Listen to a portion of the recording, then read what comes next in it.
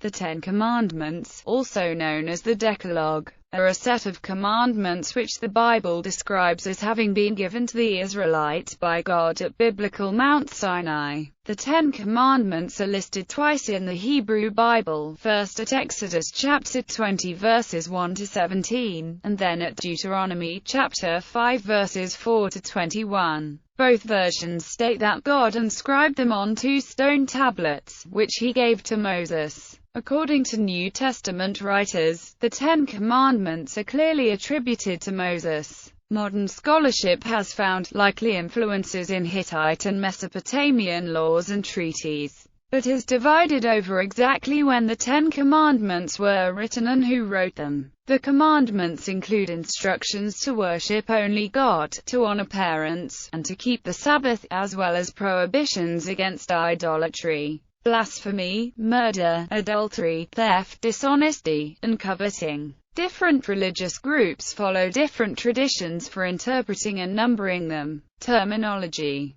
In Biblical Hebrew, the Ten Commandments are called, and in Rabbinical Hebrew, both translatable as the Ten Words, the Ten Sayings, or the Ten Matters. The Tyndale and Coverdale English translations used 10 verses. The Geneva Bible appears to be the first to use 10 commandments, which was followed by the Bishop's Bible and the Authorized Version as 10 Commandments. Most major English versions follow the Authorized Version. The English name, Decalogue, is derived from Greek delta epsilon kappa alpha lambda omicron gamma omicron sigma, decalogos, the latter meaning and referring to the Greek translation delta epsilon kappa alpha lambda omicron gamma omicron epsilon sigma. Decalogos, 10 words, found in the Septuagint at Exodus chapter 34 verse 28 and Deuteronomy chapter 10 verse 4. The stone tablets, as opposed to the commandments inscribed on them, are called Hebrew, Luchot Habrit, meaning the tablets of the covenant. Passages in Exodus and Deuteronomy.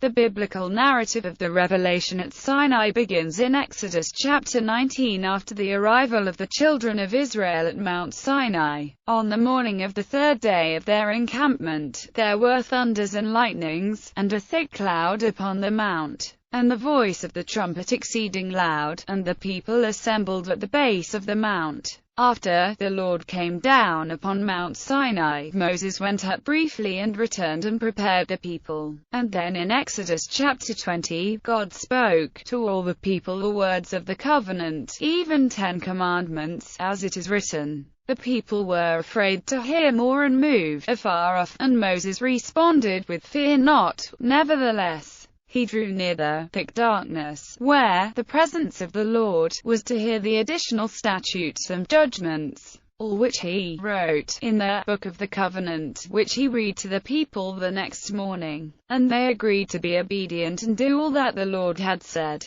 Moses escorted a select group consisting of Aaron, Nadab and Abihu, and 70 of the elders of Israel, to a location on the mount where they worshipped, afar off, and they saw the God of Israel, above a paved work, like clear sapphire stone. And the Lord said unto Moses, Come up to me into the mount, and be there, and I will give thee tablets of stone, and a law, and commandments which I have written, that thou mayest teach them. 13 And Moses rose up, and his minister Joshua, and Moses went up into the mount of God. First mention of the tablets in Exodus chapter 24 verses 12 to 13. The mount was covered by the cloud for 6 days. And on the 7th day Moses went into the midst of the cloud and was in the mount 40 days and 40 nights. And Moses said, The Lord delivered unto me 2 tablets of stone written with the finger of God, and on them was written according to all the words which the Lord spake with you in the mount out of the midst of the fire in the day of the assembly, before the full 40 days expired.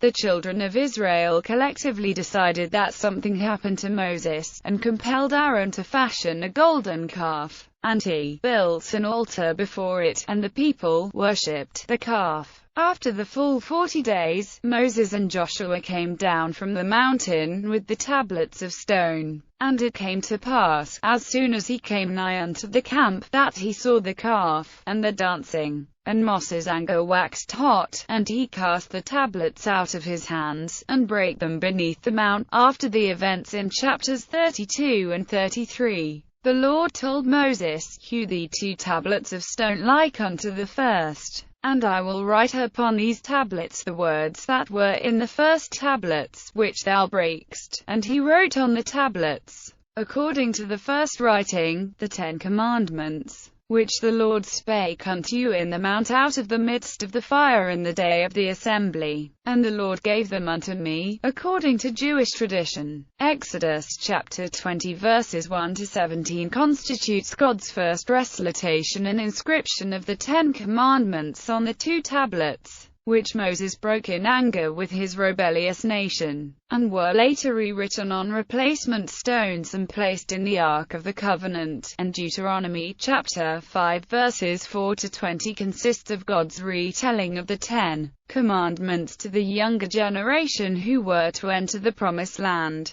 The passages in Exodus chapter 20 and Deuteronomy chapter 5 contain more than 10 imperative statements, totaling 14 or 15 in all. Traditions for numbering. Different religious traditions divide the 17 verses of Exodus chapter 20 verses 1 to 17 and their parallels at Deuteronomy chapter 5 verses 4 to 21 into 10 commandments, or sayings, in different ways, shown in the table below. Some suggest that the number 10 is a choice to aid memorization rather than a matter of theology. Traditions. LXX. Septuagint, generally followed by Orthodox Christians. P. Philo, same as the Septuagint, but with the prohibitions on killing and adultery reversed. S. Samaritan Pentateuch, with an additional commandment about Mount Gerizim as 10th.